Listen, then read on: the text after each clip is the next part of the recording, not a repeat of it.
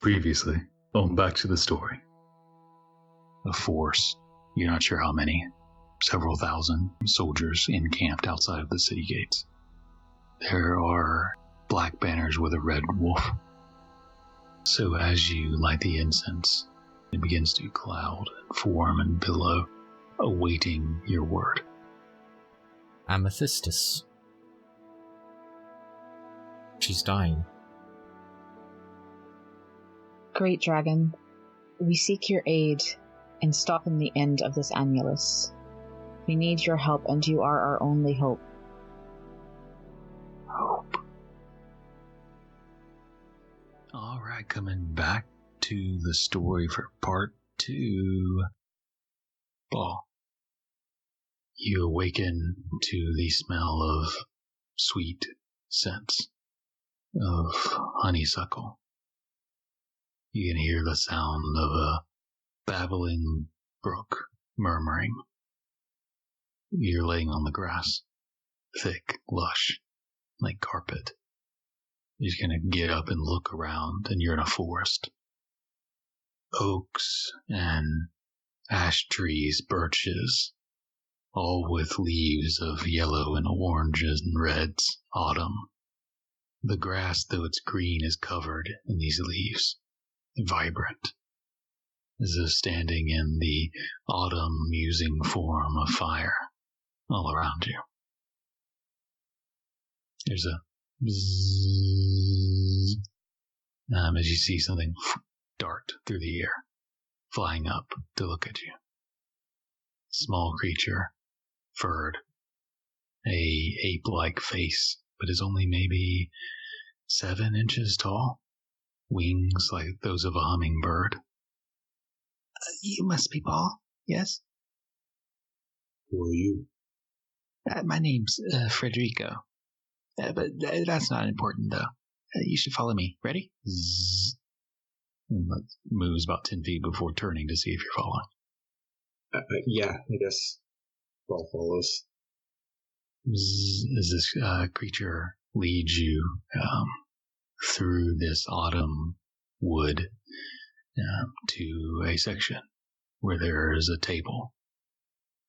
Buzzes over and gestures for you to sit. Not a chair, but a stump big enough to hold you up. Across from this very simple table, made from growth of roots or vines grown to form this table from the earth, is a chair. Simple, wooden, but otherwise empty. Do you sit? If I look around, do I recognize this place? It feels familiar, but it wasn't autumn last time. The table looks the same. The trees are more or less in the same place as you remember, but if you can remember. But the leaves weren't changed. Now they are. The air's crisp, but pleasantly so. What do I have on myself? Is it just like do I have my weapon and equipment on me, or? You tell me. What does Ball carry with him in a dream? He's got his Snuggie, his little teddy bear. No, I think right now he'd have, I think the most important item that he thinks he's got on him is his Abelmer. Yeah. Maybe not to his, like, maybe he doesn't really know, but in one of his pockets, he might have the black obsidian kinstone that was given to him. Okay. But I think Ball wouldn't necessarily know that. He'd probably stumble upon it if it came to that. So you have what's most important to you on you. And you feel that comfort in those possessions. Eventually, whether you take a seat or not, Ball will take a seat. You see, okay. Ball just kind of finds a place to kind of rest his hammer, kind of keeping it gripped, and sits down. And as you sit, you hear footsteps through crunching leaves as you see a tall man, slender, wearing the yellow suit and boots, a tall hat, and upon his shoulder the small chimp. as the man walks up and takes a seat. And as last time, the man's face smiles but doesn't speak, but words come from that of the chump. "Boy, it is so good to see you once again. It's been far too long. Are you hungry, or perhaps would you like something to quench your thirst?" To clarify, I remember this guy that I'm talking to now, right? Like, this isn't something that Ball has somehow forgotten? Yeah, you remember. Okay. What is it you want this time? Things are changing, Paul, and I must be direct with you. I seek your aid, but I'm not here to offer empty promises. I need you to do something for me. And in return, I'll make you a prince, and supply you with maybe other things you may desire. He glances at the hammer, and then back at you. And why would I want to be prince of anything? Why would you not, Paul? But that's not the point. I can see things are changing outside of this realm. Maybe not for the better. I can help. I can offer you things. Weapons, powers, drink, in exchange for a favor. Later, after all this is settled down. What are you anyway? You come into my dreams and make requests of me. I don't even know who you are, what you want. My name is George Ball, and I don't come into your dreams. I've invited you into ours, to our realm. You're in my land. I have not invaded yours. I knew your mother, and she was quite important to me, Ball. And for that reason, you're important to me. And admittedly, what you can offer me. I am a generous man, Ball. I can offer you much. You must have ambition. You must have desires. I can help you attain those. What do you even know about your mother? More than I care to say. We're good friends, Ball. Very good friends. Then who is she? She's a witch, much like myself. Powerful one at that, Ball. I'm sure you retain some of her talent. As he kind of looks you up and down, smirking. I could tell you more. And I don't know if Ball's not necessarily good at this, but Ball's trying to do this thing where he doesn't actually know the answer, but he wants to get the answer by pretending he knows the answer and wants George to prove that he knows. Hopefully that makes sense. So Ball's like, sure, you know she's a witch. So do many people. Do you even know anything else about her? What her name is? Where one could find her? And maybe that's where you kind of see Ball doesn't do such a great job and maybe shows his cards a little bit. George smiles. I know these things and many others, Ball. I'm here to make a deal. I do hope you'd be open to discussing this. I could tell you more of your mother. I could offer you weapons, a friendship, women, a horse, whatever you desire. If you ask, I might be able to attain it in exchange for a favor. You spoke of this last time, this favor. What does that mean? Oh, like so many favors, they're dirty and messy and detestable, and one hates to speak them aloud, but as you can guess, I would have you kill someone. No one you know, and no one that is particularly good or bad or any of that. but I would have you kill her. In exchange, I will offer you something. Now tell me, Bull, what is it that you desire? What wish could I fulfill? I think in this moment, Ball doesn't say it, but you like if you get a peek inside Ball's mind, you just see kind of images flash of what his desires are and what he would like if he had that opportunity. And then he kind of looks up and says, "Who would you need killed?" Which?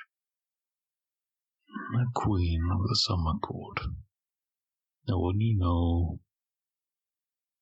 just an old enemy of mine. Can Ball do any kind of insight check to see if he's being truthful when he says that it's no one Ball knows? Sure. Like an insight check. Like, I don't want it to be where Ball's not like, all right, sure, and then kills his own mom kind of thing. Yeah. That is a 7. This person is not only hard to read, but is a magnetic force of personality. It wouldn't be fun to like do the rules or whatever, but essentially it's like there's a constant force of charm person and friend. The spell's just radiating off this person. You can feel it. And it doesn't even seem intentional. It's just radiating off this person, leaking from them. And you don't know. I'm trying to remember, do we have any connection to the Summer Court? I don't think y'all do. As far as I can remember, I don't. That's right. I just wanted to make sure there wasn't some obvious connection that Ball would have definitely known of.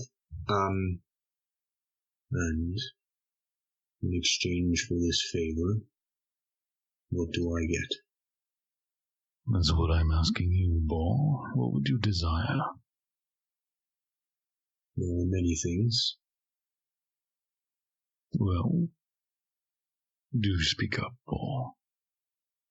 Some new armor. No, let me just make a quick note here. I think Ball says, I would like a meeting with my mother. I would like my brother to still be alive. I would like my brother to still be alive. I would like... is there another way of saying Tyrus? Is there like another title? There's like the forebearer, the Allfather. Okay. I think instead of saying Tyrus, you'll say, I would like to help the forebearer return. I would like my friends to be, my friends and I to be closer to the weapons. And you just kind of like, you just see him kind of staring off into the distance, like not looking at George and just looking kind of past George, kind of into the leaves in the forest around, and just thinking out loud. And for some reason, he's Ball's speaking up more than I guess he normally would.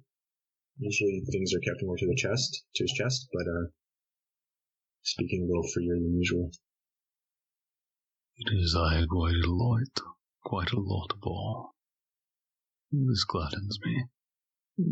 Some of these things can be arranged quite easily. Others may be more tricky to attain. But I'm glad the negotiations have started. I'll leave you with this. And he reaches into his coat, his breast pocket, and pulls out a small flower. It's dried and flat, as if it's been pressed into a book. Sort of half withered, but still retaining its color. It's bright orange with yellow in the center. When you're ready to finalize our deal, simply boil this in water, make tea from it, and drink it, all of it. In the meantime, I will look into these things you asked for. And he smiles, and the vision fades. Just a quick, just for the audience, Paul says, I would like my brother to be alive. He says it twice, and not about the same brother. You guys wake up in the sunset tops in your suite that you rented in the morning. It's crisp after a delightful and mostly restful night of sleep. What do you guys do? I think Vesper wakes up a little bit before everyone. I don't think she had a particularly deep sleep. And she's just going to take a moment to first kind of watch Amsen sleep just for like a minute. Just this moment of peace and safety before everything starts happening. And then she's just going to kind of take some time while she waits for him to wake up, thinking about what Amethystus said and Blackstar and what Felix said last night, and the implication that maybe she can survive this, but that there is a real chance that she's going to have to sacrifice herself, which has always been something she's been against, and just kind of sits there and tries to rationalize that possibility. While she's doing that, at a certain point, flapping over is a flying wine bottle holding your dagger, which looks like it has a couple new writings on it, and just drops it next to your stuff and floats back over to the corner where Felix is working. I will come out of the bedroom then. Felix? Yes? What the fuck is that? Yeah, that is my new homunculus. Okay, I'm going back to bed. I will just turn around and go lay back down. Adult life is already so goddamn weird, when you're like, this might as well happen. After an appropriate amount of time has passed, Felix will wake everyone the fuck up. Okay. Does Felix pick us up at exactly 8 hours? Yeah, he has an hourglass that he lets sit for at the start of the rest, even before you get to sleep. He's just this is it. Settle in. And then there's just a voice in your head. All right, you're done. Up. I can just, when you mess with people's sleep, I can just see that deep down inside, the whole party's I would die for everyone except Felix. Felix, anyway. I fucking hate you. Good morning. Oh, actually, I have to go and wake them up individually. I canceled the pouch out to make the homunculus. So, you know what? He's going to go introduce It's going to go introduce itself and wake everyone up. You will wake with it touching you and Felix's voice in your head, because it is now my way of communicating with you. Ah. Yeah, that's Pino. I'll explain. You know what? Don't explain. I don't want to know.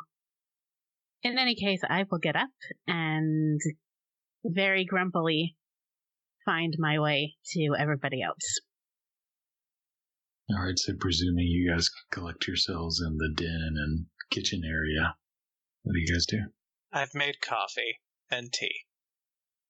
Tea, please. You're not completely awful. No, he is completely awful, but he still has his good points. It's just completely awful plus good points, not good points subtracting from the completely awful. Yes, well, we can argue about how awful I am later. Oh. So what's the plan for today? Are we meeting Braun? Are we researching what? I think it's best if I go research. If you all want to go talk to Braun, we could... Obviously, if the Raven follows you, you know how to talk. But maybe I leave first and draw it away, and perhaps Pino here can help you all get out. How? Well, I was thinking I did deactivate the pouches. One of you, I don't know who, the items ended up in one at random. You can split them up as you need to. We are in a city. It can be stolen from any of the pouches while it's in all of them. I figured that was not good. Plus, having a object that can move and think and obey my commands seemed handy for our current situation. Okay, but it's a fucking wine bottle. How does that help us? Well, I can make it invisible, and then it can take the orb to where you need to meet Braun, even over the city walls, and then I would be able, as long as Vesper's still holding the knife, still be able to contact you inside the orb. Okay. If anyone would like to come with me to research, I'm sure that's fine as well. We can maintain contact through either Pinot here or the knife. You know, I think if it were all of us researching, it would be okay, but you do not want me along. Not if it's just me. And Vesper, I've added to the knife today. Aeon has taught me a few things. My ability to read minds. You can do that 10 times through the knife today. Whoever's touching it, not just you. That is wonderfully helpful. Thank you. Well, if I can't be there to make sure he's telling the truth, I figured one or all of you could. I definitely have ways of helping that along, but yeah, this would be perfect. Just remember, surface thoughts are okay. He won't detect them. If you push in, he will know it is from you and that you are looking. Okay.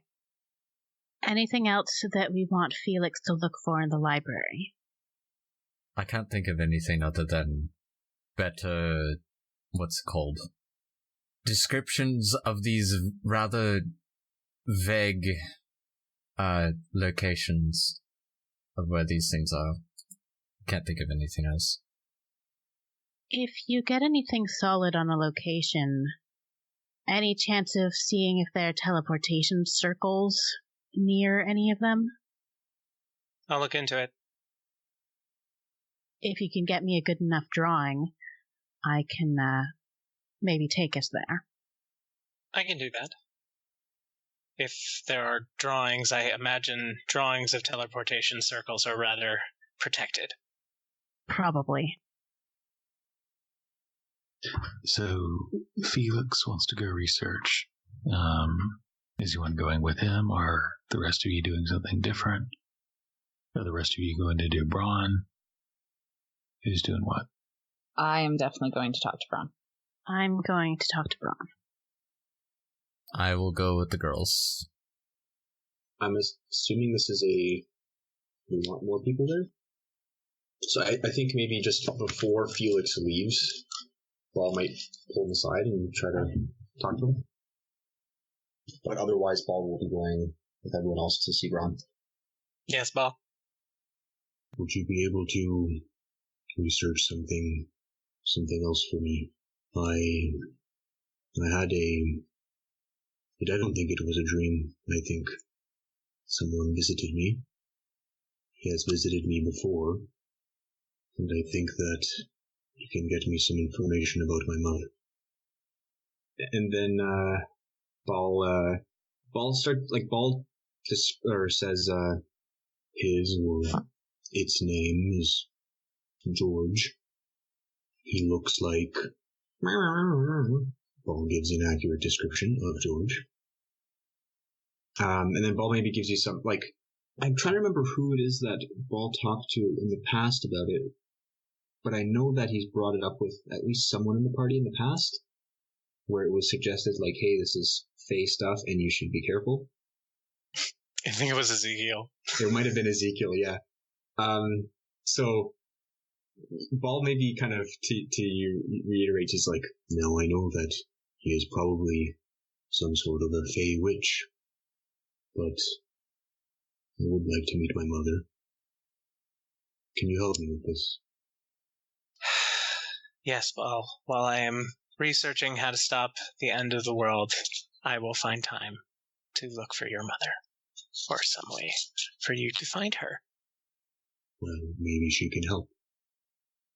I mean, maybe Tyrus could help too, but I don't think anyone is interested in that.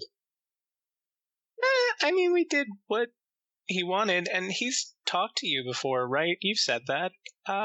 So if he needs anything, just, let us know. If there's time, again, 2 months till the end of the world. Okay. Thank you, Felix. I'll look into it. I'll try. So Felix then is going to go to the scriptorium to do research, as the rest of you are going to go to the hearth to meet Braun. Is that right? Okay. As you're exiting, a older gentleman with a beard and long hair to his shoulders calls out,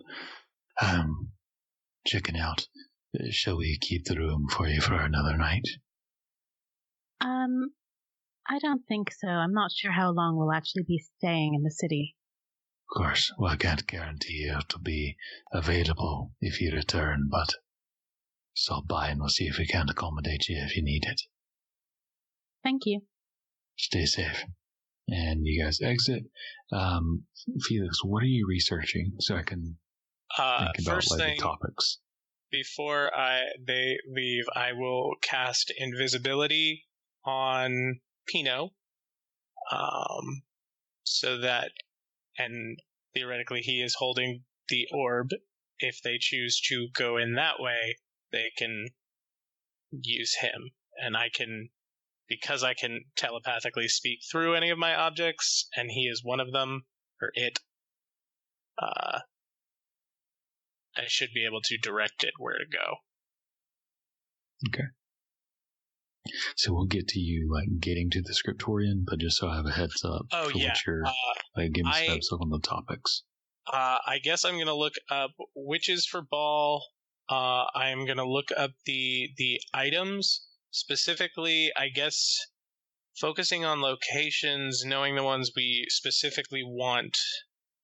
The Rotted Dreams one seems close. Wherever in the spine goes the lowest, I guess, is what I'm looking for. How to read the binary stars in the Sea of Orn. And I'm going to hope Curse of Ursatha is taken care of with Valtameri, so I will look up something, I guess the Locust Star? That seems like a lot, so I don't know how much I can actually get to. Remember, Ellery asked you to see if you could look into the name Damodetius. Oh, yes, and Damodetius, if I can find that. So that'll... Honestly, the witches is probably the lowest priority if I can't get to it. But those 5. Rotted Dreams, Armor of Sin, Locust Star, Damodetius, witches. Okay. Give me an investigation check, just up front so I can be thinking of what you're able to find. I'm going to use my inspiration. Yeah. And then I'm also, for the first time, going to use Flash of Genius to give me +5 to an ability check. Okay, so that is an 28 + 5, 33. Good Lord. Okay. When you do Flash of Genius, does that manifest in any way? Do your eyes glow, or does Aeon do anything? Or that is actually an innate artificer thing, not an Aeon thing. So I think it's actually just his natural focus and putting things together. There's that lightning or exclamation point above his head as he puts things together quickly, but it's not. I don't think this is through Aeon. Okay. Natural ability, cool. So I'll be thinking on that as we move to the others who exit the city once more, going to the sort of rundown areas where you ask around. It's not too hard to find. It was one of the taverns, public houses you passed by when you entered. The deserted hearth. It looks like it was once a tower, maybe a watchtower, stone. It was destroyed at some point, and they're using the first 2 floors are mostly still intact, and so they've used wood to kind of augment it. And it's turned into sort of a public house tavern. It's during the day, so it's not super busy, but there's a few pilgrims in there having a drink or two. I'm guessing Braun isn't just out in the open. You look around and don't see anyone. You do hear in your ear, 2nd floor by the window. I just head right for the stairs. And... Vesper. Mm-hmm. I don't like that he's had a chance to be here and to prepare before we got here. So let's be careful. Okay. You guys go up the stairs to the 2nd floor. There's a hearth on the bottom floor, circular, smoldering with a few flames, a few logs on the fire, and a similar one on the 2nd floor as well. Again, not super warm, but keeping the cold off a bit. There's a table by one of the windows, and there's a few other chairs and tables about as well. Are there... Sorry, I was are there... Okay, you go ahead. Are there any other people around on the 2nd floor? There are 2 gentlemen sitting at a table in one of the corners. Looks like half orcish. One of them, the other's a dwarf. Do they seem to take any notice of us? They look at you. Look you up and down, especially Ball always draws an eye. Ball will, when it seems like we're close to our destination, Ball will cast a protection from evil and good on Vesper. I'm just going to look around once we get up there. Kind of nod to Ball when he does that. All right, let's have a seat and we'll have a conversation. I take it you're invisible? I'm pleasant. Fine. Let's just take a seat. Where is he? Good question. My voice in my ear, is it more like whispering or is it like sending? That's more whispering. Okay. I'm going to reach out then to where I'm hearing it come from. You do so. Nothing? No. Hmm. There's a stone on the windowsill. Place it in the center of the table. What happens when I do? We'll be able to talk to all of you. I'd rather have you here in the room with us. We'll take this one step at a time. We already don't trust you, Braun, and you know that. Place the stone. Fine. You feel around and find a stone on the windowsill, placing it in the center of the table. Question. Did the raven follow us or Felix? Ooh, good question. Because if we could do... Because he gave us the ability to go into the orb.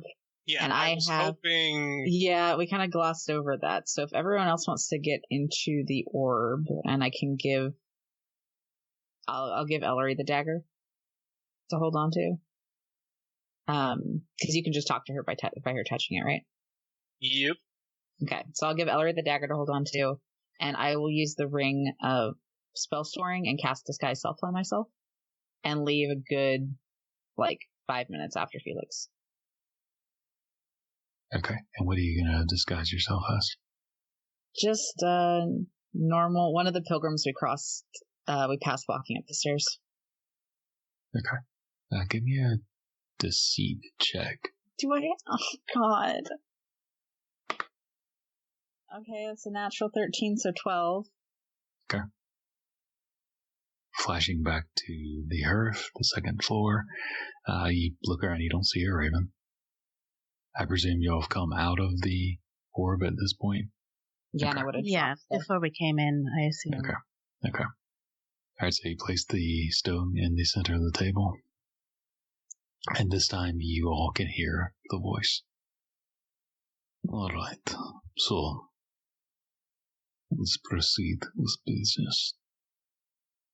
You say you might be on our side. No, my side. Is this correct? We have a similar end goal, I think. Or rather, we have two end goals that can be achieved by the same thing. Alright. Well, I have your gear. It is one step. For trust and for your ability. Is that all of our gear, or just what we left under the city? Just what you left under the city. And how do we get it back? I would like to see action on your part in good faith. To know you are indeed willing to do what is required. I take it you have something specific in mind? I have a thought. I want the gate brought down, just as the Miri and others do. But unlike the Miri and Atenira, I don't want any of the gods. I don't want a conflict with deities that will end poorly for, well, all of us. If you indeed are willing to help, I would like to know that you are not just trying to get at me or find knowledge of the will. So, if you're willing to go get something from one of your allies, I might be convinced that you have the greater good in mind. Well, I think that all depends on what and who. There's a weapon able to kill Eternals. It is old, but quite capable. It is in a citadel. It is of Velosos, the saint. It is only the pieces of it, but if you are willing to retrieve it, then it might prove that you are willing to stand against those who would stand against us. So, you're asking us for a show of good faith. But how do we trust you after what you did? I seem to remember it was you who broke your word first. But I am willing to negotiate. I've already left the weapon in good faith as an olive branch. You're asking a lot more of us than what you're willing to give. I can offer some of your gear. Some of it. Would that be acceptable? I look around at the others. Do we get to decide which pieces of our gear? Perhaps. What I am concerned with is that I tell you where more weapons of power are, you take them and use them against the will in Atenira before the gate is brought down. That is my concern. That you are attempting to use me. Do you understand my caution? Even if we were using you, we'd need you alive. We want the same thing. We want to take these leaders of the will out before the gate comes down. Then we do not want the same thing. We have I want weapons. the gate down. We want... Before the gate comes down, we want to eliminate leaders of the will. We're on the same page on that. To do that, we need weapons. We are not. That will put at risk the entire operation. He wants the gate to come down before the will is taken out. We want the will taken out before the gate is brought down. Perhaps there was never a chance or peace. Perhaps, once the will is gone, we can finish their work. I could not trust you to do so. Or that you would even be capable of doing it. Do you understand, do you have any idea why we want to take them out, or at least some of them, perhaps not all, before the gate comes down. Because you don't like them, they hurt your feelings.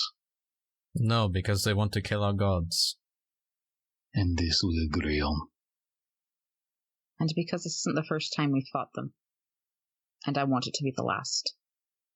And I don't mean in this life.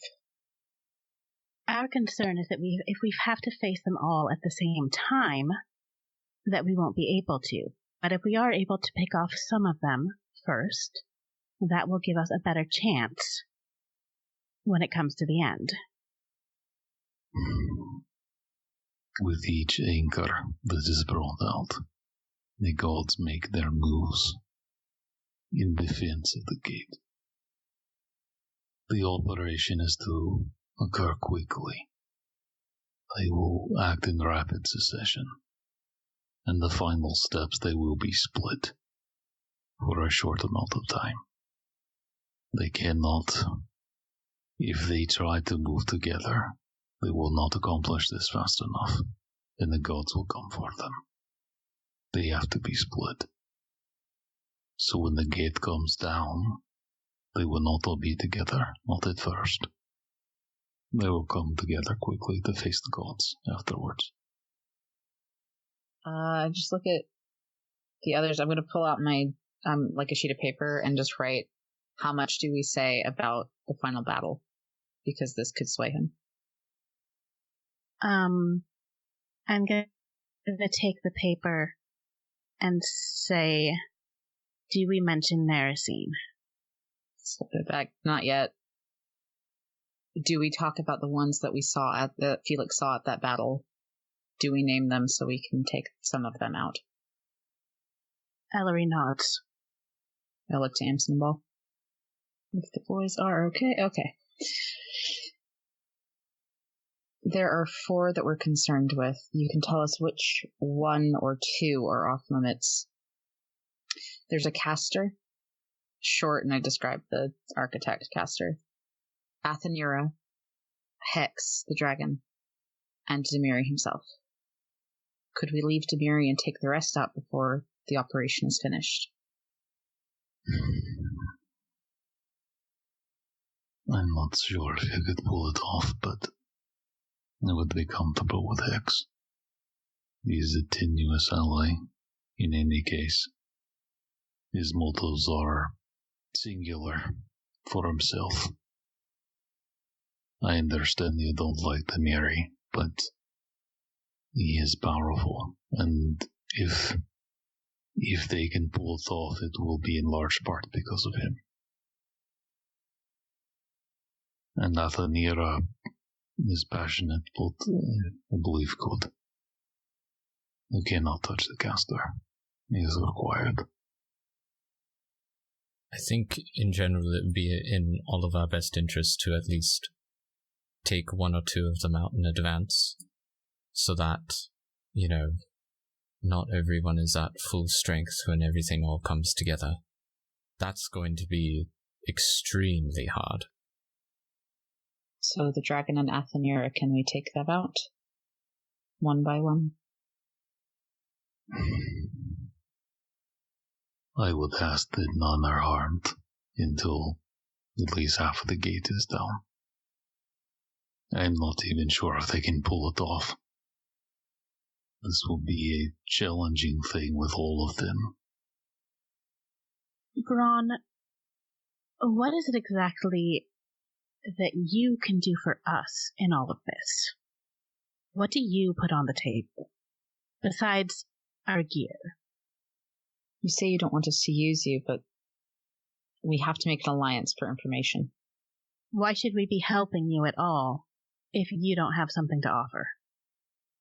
I have knowledge of the operation, and I have knowledge of weapons capable of killing descendants. You know where they are. I know where they are. Vesper's going to write on the page, do we tell him who we are? And then we'll write the letter H. Ellery shakes her head and then writes on the paper, "Not that, but we might still mention that there are other forces at work here." And seeing Vesper. Vesper rates my charisma as an 8.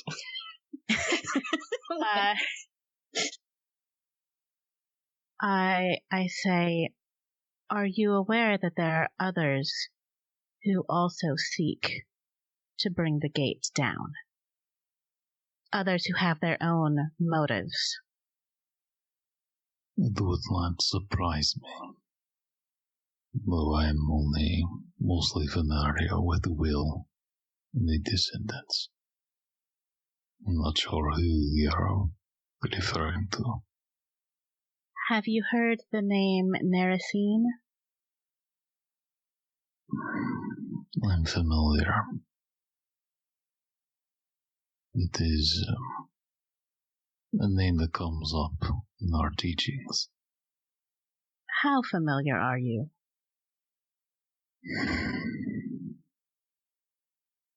Our world down there revolves around one thing. The gate was put up. Our lands and our people forsaken. And us in hatred for the gods trying to escape. Narasine is part of the history of the gate.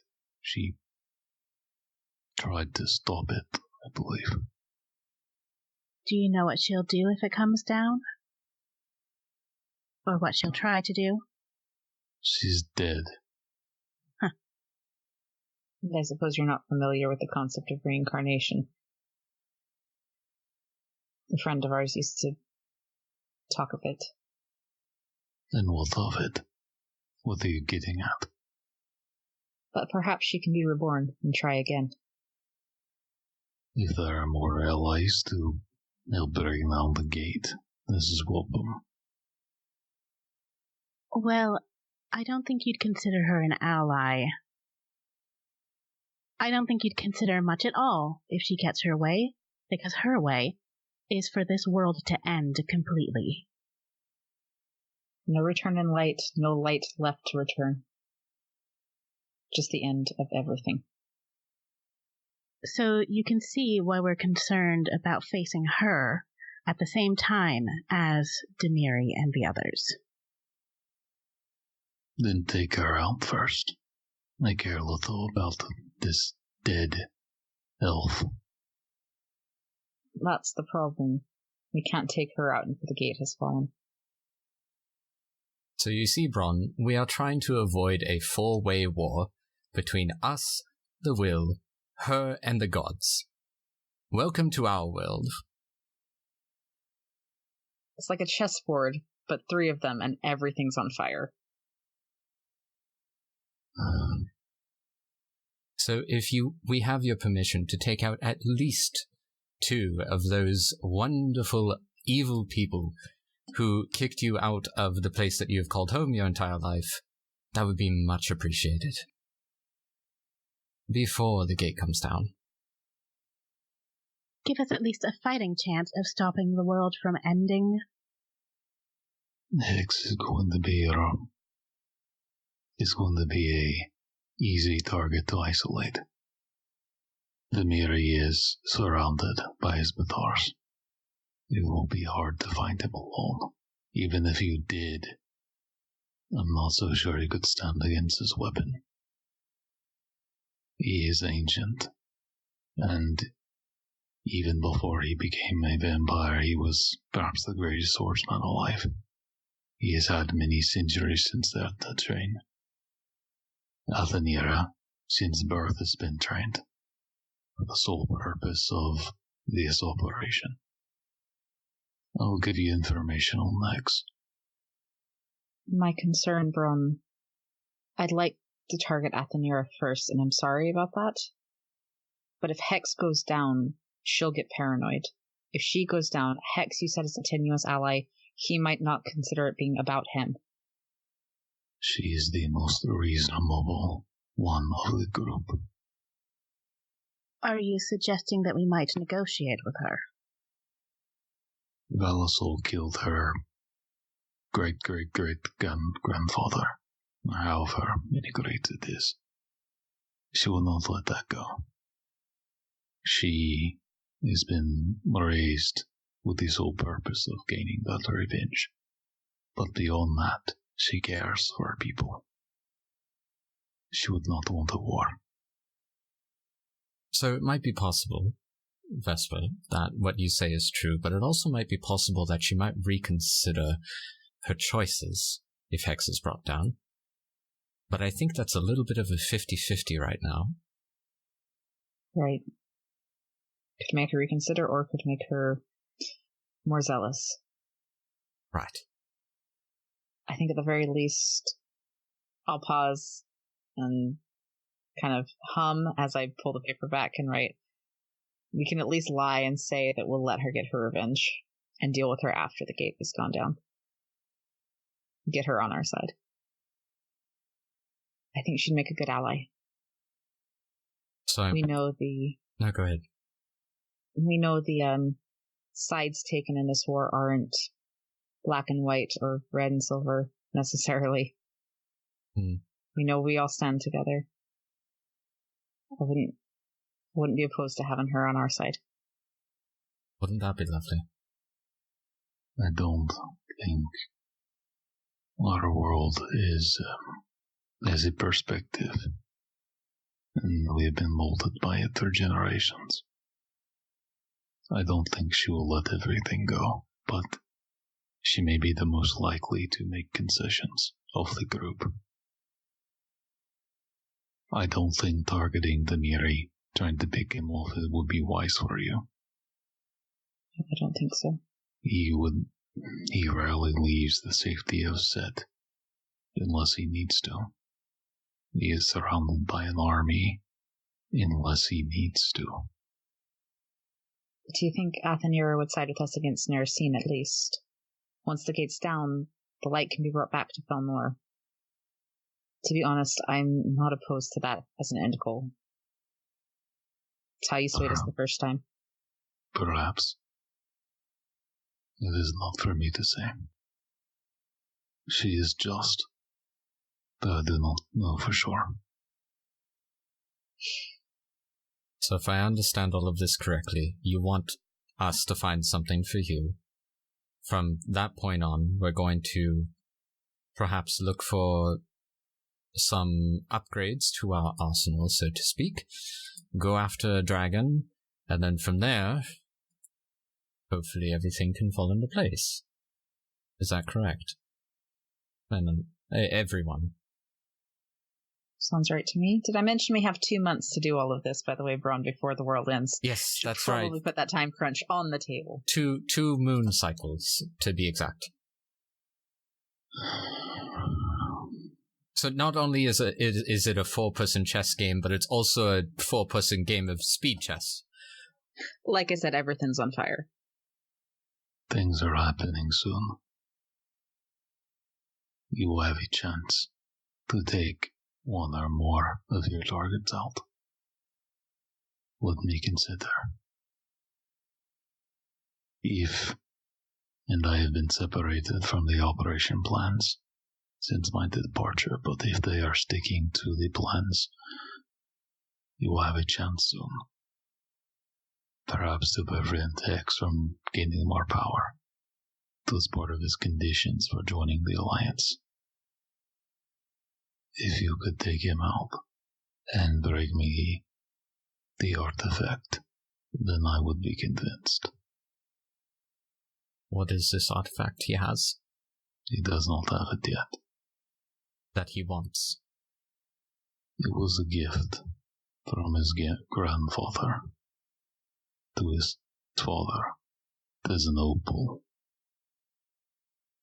It is a relic of the Drix, the great worms. X intends to retrieve it. If you can stop him, this might be your chance to take him out before he gains the opal. And if you do not keep it for yourself, but you give it to me, I will be convinced that we are allied. Does this sound reasonable? Where is this opal and when will he be going for it? It is in the city, and the timing is soon. How soon is soon, Braun? We have less than 2 months. As I said, I have been separated from the plans.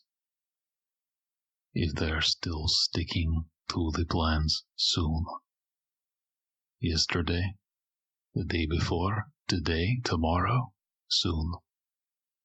If they are still sticking to the plan, who knows, they could have had a falling out. I have to go. Before you go, you mentioned the possibility of giving back some of our gear. Yes, it is a possibility. Bring this opal. Should Hex attack, and I will bring you your gear. Can you show us one more sign of good faith and leave us the staff that you took? Now.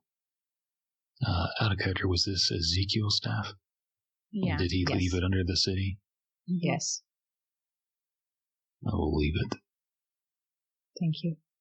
Where can we find it? There's about 2 minutes of silence. Second floor window, building across from you. And you look out the window and there's a building across from you, about the same height, a little lower, kind of a shabby 2-story building. Looks mostly abandoned, though there are some pilgrims down at the base of it around a fire. How far away is it? From you to it, as the raven flies, maybe 40 feet. Ball look at the party and say, I could get it now if you'd like. How do you propose to do that?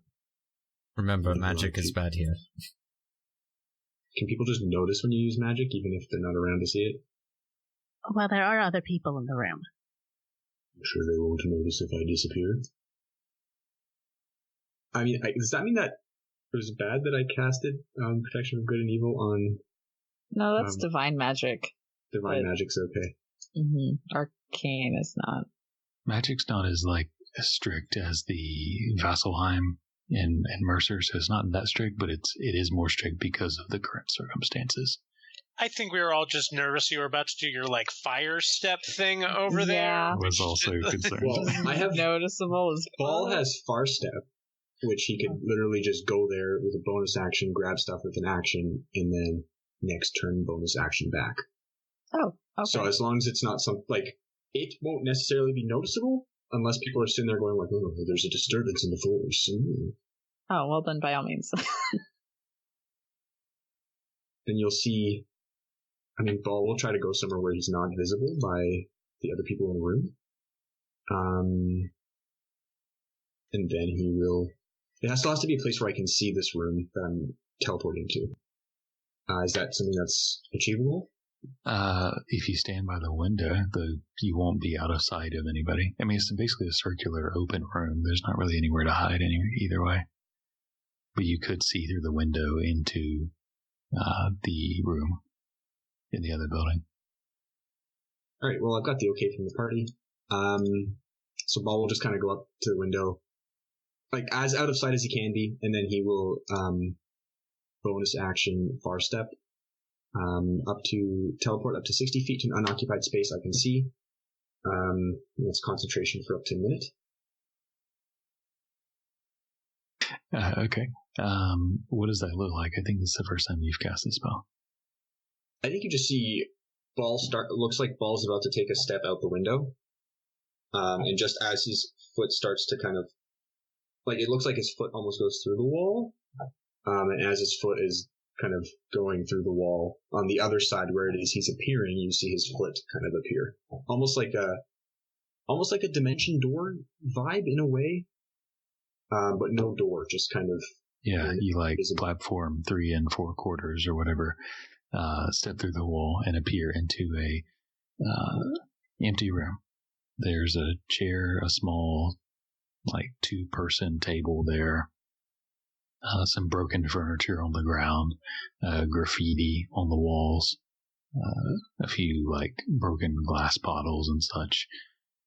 And sitting propped up in the corner is a staff. I would like to immediately use Divine Sense as an action. Until the end of my next turn, I know the location of any celestial fiend or undead within 60 feet of me that's not behind total cover. Nothing. I think under Ball's breath he'll say, "I still don't trust you." And then he'll grab it and bonus action. Well, I might have to wait a turn in game, but bonus action teleport back to the party. Okay. And as you are rejoined, Ball is doing that. I do want to lean closer to the stone and just go, "You and I had an agreement, though. I already promised to do something for you when we met in exchange for the notes." there's no response. And as Ball rejoins you all with the staff, Felix, you've made your way into the Ward of Truth, the district for Silvera, of knowledge and glyphs and runes and arcana, and to the Scriptorian, this tower. There's 2 portions that are open to people if you pay. There's a 3rd one that's restricted, and you have to have special permission. There's the principal that has most references, and then there's the reserve that has more rare stuff, and it's a bit more pricey to get in there. The reserve for a day is 20 gold. And then the principal is 10 gold for the day. I'll go to the reserve. Okay. So 20 gold. You rolled a 33 earlier. Let's see. So the items, the locations, I think the first one you mentioned was Rotted Dreams. So you search through the records. You don't find much specifically on Rotted Dreams, but searching through Spine and Deep Settlements there, you find a series of works about the Dwarven nations under the Spine, and there is one city, Dalmheim, which goes very deep under the mountains, and it is said that its deepest portions that have been sealed off reached into the core of Northville. Cross-referencing to some other text, you find a few like tattered remains of exploration notes. These like Lewis and Clark style journey journals about explorers attempting to delve deep to the core and trying to transport themselves, with a few references that they were able to use the spine or the core of it to teleport across it instantly, and could go and follow this spinal cord from one end to the other. A lot of these references are use anatomical references for locations, whether they're accurate or not. The heart, the mind, the bones, the liver, different organs to district off the very deepest portions of the corpse of Northville. The journal that you do find, the one with the most information of it, did originate in Dalmheim, so they did go down beneath the city to access the core. Let's see. So the Locust Star, you found was used by the Seers of the Oleopus, which you look up a bit about. That is another reference to Severa, and where many of the gods are personified, and their images are sort of these beings that walk and talk and move and have personalities. Severa is more of a collection of like laws of physics and laws of arcana. she's better described by geometric patterns and formulas than she is by a depiction of a humanoid person. And so these seers are her holy celestial servants, blind and deaf. They were saying that Severa and these servants originated the words of power, and the Locust Star is one of the first arcane foci developed and is a divine foci. The Well of Visions is there's not much on it, but is described as a transcendence of space and time, and through it you're able to manipulate the strings of fate and change occurrences, as well as gain foresight into future events. There is very little on the binary stars. There's some astrological text about it, referencing it, using it as navigation. Very little on trying to find it or chart a course to anything from it, other than just using it as a point of navigation. It is most often been cited in the northern portions of the Sea of Orn. So you have some chart as to where you might be able to see it better. And that it is also more easily seen on moonless nights, for whatever reason. Demodius 33. I think this is where maybe your stroke of genius comes in. You're finding very little on the name, and you have very little to go on besides the name. But looking for patterns in text, looking in some of the oldest books in this reserve, you start to see patterns in words, where it looks like pages have been written, and then a different ink, only slightly different colored. Some of the letters or portions of letters have been marked over, revealing sort of a cipher and a hidden message. Delving through that, you eventually come upon the name and a message, information about the ancients. So you find out there were several of them, and where the deities now gain their power from divine domains of light and life. These gain their power from morph characteristics, and they were able to stretch themselves through the changing annuluses. They each have 2 relics of ancient power: a medallion and chains, ring and a lantern, a shield and bowl. And there's one ancient with a domain of deceit, who wears a hood and carries a dagger. Their name is referenced as Demodius, the liar. The scant information you get on them is more themes of poisoning, murder, assassination, betrayal, and sacrifice, all for a higher purpose. Were there any other subjects you wanted to get to? I see also the witches. Was that the last one? Yeah, trying to figure out something about witches, Ball, or the man in the yellow hat and his monkey. Okay. There are very few references, and this whole time there have been servants of Severa kind of helping you and accompanying you, watching you with this. Information on the Fae it's hard to tell what is just a story and what is true, because many sound very outlandish, and it's hard to know what is being made up and what is truthful, and even if these records could be trusted at all. Knowing that exiting the Fae, there can be some time distortions, but also memory distortions.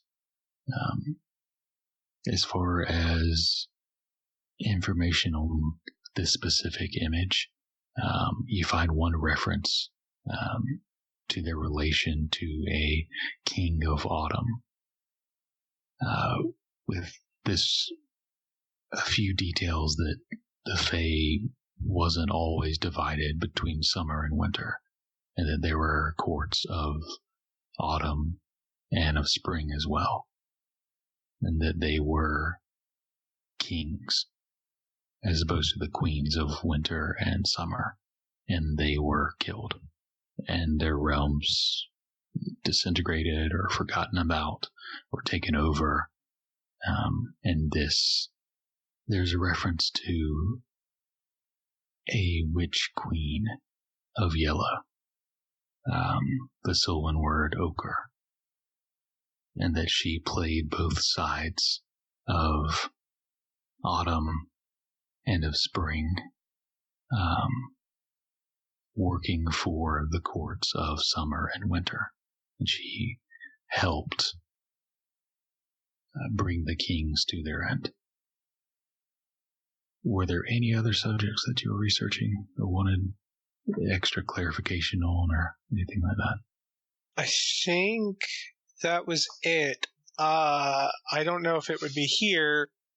The only one that I really got a solid location was Domheim. I would want to look into teleportation circles there, or if there might be somebody in the city who, provides that service.